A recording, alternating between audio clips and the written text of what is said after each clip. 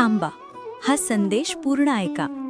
नमस्कार भक्तांनो, आज स्वामी समर्थांचा एक छोटासा पण खूप मोठा संदेश तुमच्यासाठी. माणसाच्या आयुष्यात संकट येतात. कधी पैसा नसतो, कधी नशीब साथ देत नाही, कधी आपलीच माणसं आपल्याला सोडून जातात. तेव्हा माणूस तुटतो, निराश होतो आणि मनात एक प्रश्न येतो, देवा, माझ्याच आयुष्यात इतक्या परीक्षा का?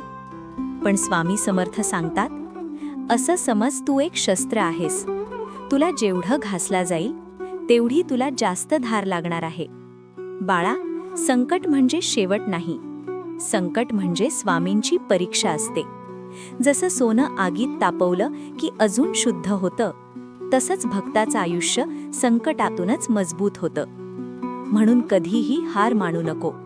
मनात स्वामींचं नाव घे, कारण स्वामी समर्थांनी एकदा सांगितलं आहे, भिऊ नकोस, मी तुझ्या पाठीशी आहे. जेव्हा भक्त मनापासून स्वामींचा जप करतो, तेव्हा स्वामी त्याला कधीच एकटं सोडत नाहीत. म्हणून आजपासून एकच करा.